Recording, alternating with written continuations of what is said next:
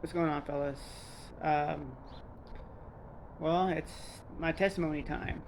So, I was about to do my 6 miles. Before I do that, I just want to throw in like the first part of my testimony. Okay, so, uh, like my very first uh, memory of when all this happened, like the seeing of demons and like all like the stuff happening. I was still in the crib. I remember I was in the crib. I was in the middle room. My parents, they, um, that room is now their office room, but it's right next door to the bedroom. But anyways, I was there in that middle room. There's no, I mean, it was just an opening from that room to their room. So I remember it was nighttime, and it was, I don't know. I remember like crying and kind of like I was standing up. So I don't know. Maybe I was one, maybe a little more than one. I don't know. But I was standing up. I was crying, and it was nighttime. Parents were asleep, and uh, there's in this middle room there was like this closet. Uh, well, uh, it would be closed, but it would open. It was like late at night. I didn't know what time it was, but everyone was asleep, dead asleep, and I would cry and cry and cry. And well, anyways, this door would open. This didn't just happen one time either. You know, it didn't happen every day, but it happened at least twice a week, at least. Anyways, this door opened and out came. It was like a really tall, skinny shadow. It was like a human, you know. It was it was taller. Okay, it was really tall. Okay, just think of like like your regular door that's inside your house. It was like a foot taller. It was skinny. It was ha- like maybe a third of the size of the door frame. So it was pretty skinny, or I mean maybe half. No, it's okay, half the size of. Okay, there's a door frame. It's it was like half, but it was taller. It was like a foot taller. Um, anyways, it'll get out of this closet, and I'll be crying and crying and crying, and uh, this thing was, it moved pretty quick to whenever it needed to. It didn't want to be seen by my parents. Like, it didn't care. I mean, it wanted me to see it, but when my parents came, I remember one time my mom, you know, love you, mom. She got up and like, oh, you okay? You okay? Like a typical mother would when the baby's crying. And well, when she got up, this thing took off. It went to the laundry room, just like. I saw it. It was quick. It was like, you know, it moved quick. It didn't want my mom to see it. Well, anyways, the well that happened a few times, but going back to my memory was this thing. My neighbors here. Um, this okay, bring on. Um, this thing would uh, get out, and like at the time my mom didn't uh, come out. My dad never got up. I mean, he'll move sometimes, but oh, is he gonna get up? Is he gonna get up? No, never, never. In my memory, never uh, had him get up and pick me up or anything like that when I was a baby. So um, whatever. But mom did a few times, and that thing would run, and but it always came back. It always came back. Well, anyways, um, going back to that time, I remember like it would walk slowly to where I was. I'll stand up and I was maybe like I was scared, but I wasn't like I was like something's up, but it didn't hurt me or anything like that. What it did was it kind of just like it was standing like kind of. I mean, it was super tall. I remember that. So, but it's kind of weird because it can kind of like bend, and then it was looking at me like that. So like a human body can't do that, but that's what it did. It just kind of went up, and then it was looking at me like right there, and just I was like a 1 year old. So for it to do that, think about that. That's trippy. So, anyways, that's the first memory I had of this thing. Um, and fast forward to when I was. I mean, this thing would happen. Although it never, um, harmed me in any way. I knew something was up. Um, so when I was able to talk, I would tell my family about this, and my dad knew. He did what any. I mean, he did what he could. He said he's gonna talk to the pastor, and we're gonna pray over the house. Okay, cool. Finally, because these, and it was to the point where like my brother, my sister, even my parents, everybody knew like this, and it would just happen to me, you know. Uh, so uh, a lot of stories happen. I mean, I'm not gonna like glorify, oh, this is so cool, this is so cool, and it's more of like, this happened to me, and if it happens to you, just well, go to uh, a church that would, go to a man of God. If your church ain't doing it, find a church that does do that. And honestly, if your church ain't doing that, if your church can't help you, that's not the church to go to. So, like, when that I'm sure that the pastor did come and pray, and my dad did pray and all that, but I mean, it didn't work. So, again and again and again, they would come, and it just didn't work for some reason. It didn't work. It just intensified the stuff happening. And seeing that shadow was just. I mean, I wasn't even scared of that shadow. You know, um, I would see it so often, but um, then it came more like I'll be like sleeping, and I would hear things, and like in my room. Uh, okay, and this thing followed me all the way till when I was married. Um, Not really the shadow. The shadow stopped when I was a teenager, but other things came in. But I mean, from all my life, not all my life, but since I got married, and that's gonna be the other part of testimony, how I was able uh, to resist the devil, resist the demons through Christ, and just overcoming fear, because that's what it was. It was fear. It was you know. Uh, anyways, going back to when I was like a preteen or a teenager, uh, you know these things it intensified whenever my dad, whenever like the pastor, whenever like whoever would come and try to pray these things out, it didn't work. It just intensified. That would mess with me even more. My brother would tell me, like, he would see me levitate. I'll still be asleep and the blanket will still be on me. But he saw me levitating and stuff like that. So I mean, my brother saw it too, and it's just like, like everybody knew that this happened to me.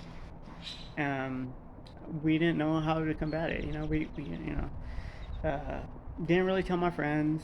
I knew they couldn't help. If anything, I would laugh at me or something. I mean, I would laugh at it. It's like that's crazy. What? That's.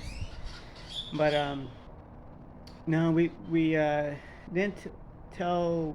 We really didn't tell family. We just told the church, and they didn't really help. Um, anyways, well, going back, it intensified. Those of us who have kids, like children, uh, I would hear like footsteps, like heavy footsteps, like a kid, like like running, and I was the baby of the family. I mean, it was, and that kind of stuff would wake me up. Shaking the bed, wake me up. Shaking my foot, wake me up. Um, these things will be doing that, getting underneath the blankets, and kind of seeing, like somebody was underneath the blanket, and moving.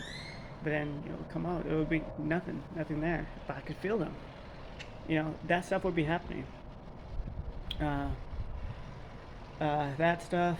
I remember, like, I was afraid of mirrors too because uh, one time I was like a teenager. My brother was with me. Well, he was in the room. He was like in another room. I think his room or living room. I don't know. But I was in that room, and then I was just chilling, and then I could see in the mirror, like it was me, but it was just looking at me, and like I would move and all that, and it would still be looking at me. So I was like, okay, that's weird. I was like, should I tell my brother? I was like, I was like, Greg, Greg, and then he'll come, and then like, well, it was normal, and he thought I was just being silly or something like that, or whatever. But I was like, okay, whatever. Mean I wasn't into drugs or I wasn't drunk or anything like that. It was just that happened. The first time it happened. Uh, Second time it happened, I was home alone, and then I was in the living room. I was playing games, playing. I don't know if it's PlayStation or I was playing a game system, and I heard something in my room. Okay, this happened in my room, like the mirror and all that happened in my room. This happened in my room, and well, I was in the living room, and I heard boom, boom, boom. I was home alone. Remember, I'm home alone. So I thought, okay, something fell. I wasn't scared. I wasn't scared, even though all this stuff was happening to me. It didn't happen every day, but it did happen. Um, it was common. I was used to it, and it just like it really happened at night. But this was during the daytime, so they're not gonna mess with me. It's just only at night, and so this was during the day. And boom, boom. So I opened the door, and I was like, oh no, the mirror again. And then I didn't. I was too scared to go to the mirror because I'm home alone.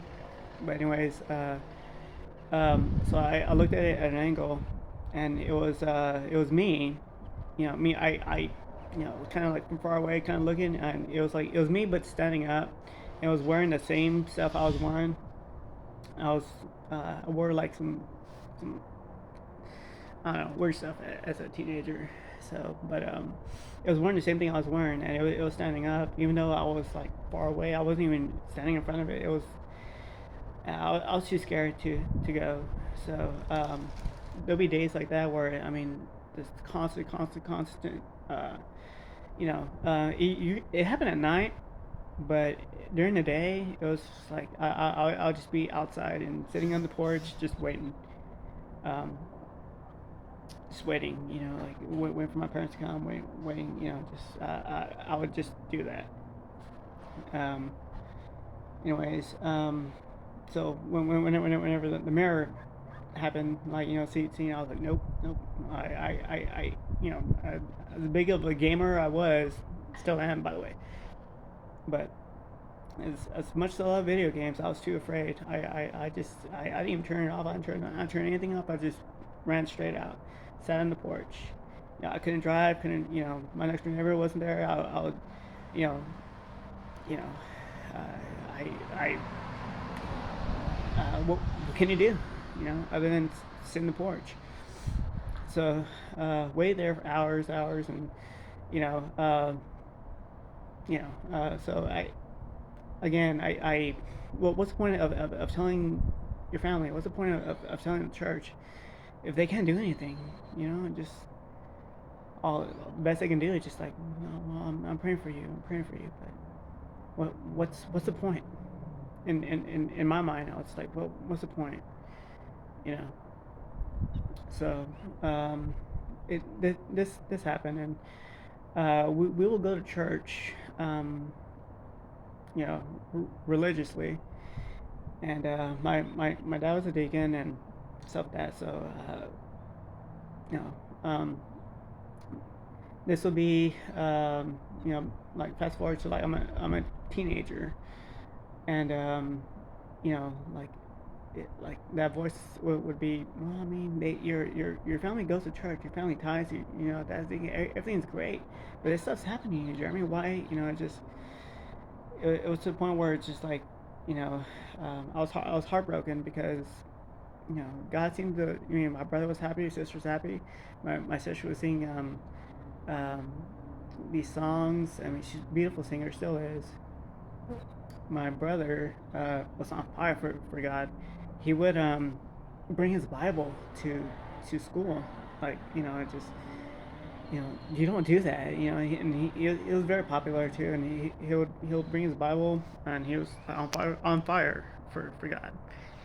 And then I would be, uh, like it was kind of like heartbroken. Just like, God seems to love them. They love God, and God seems to love them. But this stuff's still messing with you, Jeremy. I mean, what's up? It's just like I started thinking that, I started believing that lie that God didn't love me, and I was heartbroken at first. At first I was scared, all this stuff happening, but I mean, I kind of grew used to it, and then I like heartbroken. It kind of like, wow, okay, maybe God doesn't love me because these men of God, my dad, the pastor, and so that they would come and pray, but at least they're doing something about it. It's God. God's not doing anything about it. That's what I told myself. So I was like, I don't know. I mean, you probably deserve it, but if God doesn't love you, why are you gonna love Him? So that grew into a hatred, and I started hating God. So, of course, I kept this on the down low, but I would have friends at church, and kind of put that doubt into them, and you know uh, you know like, I don't know, like, I wasn't like an atheist, like, oh, God, I don't know if God's real or not, or this and that. No, it was like I knew God was real, because these demons were real, so I knew God was real. I hated Him because I thought He hated me. So what eventually happened was, you know, I knew the church was. Sorry, I don't mean to be blunt, but I knew the church was weak, because they they didn't know how to get rid of these things, or you know. So I just figured that the church was weak, or the God was weak, or I don't know, but these things kept on messing with me. So I thought the true power was on the other side. So, anyways, my hatred grew to, like, it wasn't enough to hate God. It wasn't enough to complain about God. It wasn't enough. Um, so I kind of channeled that to the people that were on fire for God.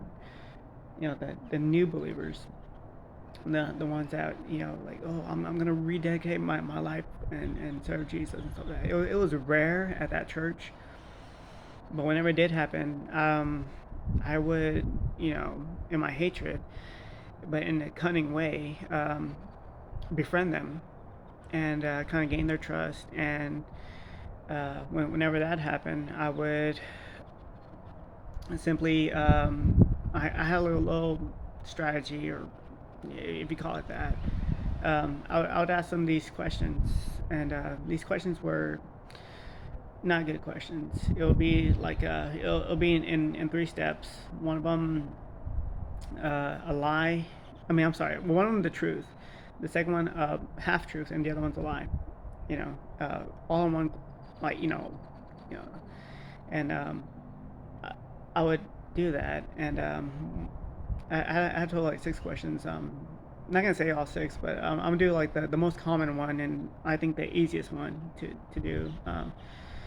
What I would do, like these people, and my target was the people that were on fire for God, not the church. The church was weak. I'm talking about the people that were on fire that wanted to change. So what I would do is, if they're my age, of course, befriend them or something like that. And if they're older, um, if they had kids my age, I'll get with them and say, well, tell your dad. What's he think? What's he? Because his dad would be the one, rededicating his life or something like that. Or if it was a kid, I would just straight up, try to be his friend, and then, befriend him, but come at them with these questions. Anyways, the first question, the most common question. I mean, you know, it's um, it starts off with a truth. I mean, you befriend them, so their guard is low, and then you go up to them, and people, the deacons, and all that stuff. They're like, oh, praise God, you're talking to him, praise God, yes, good for you. They didn't know any better. You know, I mean, I didn't tell anybody. I wasn't like, hey, look at me, look, like I hate God. I never told anybody I hated God. Not my family, not anybody. Anyways, I would befriend these if they're my age, I would befriend them, and their guard would be lowered. Then I would ask them the truth, like the truth, the half truth, and then the full on lie. For instance, be like, Jesus never sinned. He never sinned, right? And they're like, of course, no. I mean, God, he's God. I mean, yeah, you're right. And the half truth would be, well, if I were to make the story and it didn't happen, what would you call me?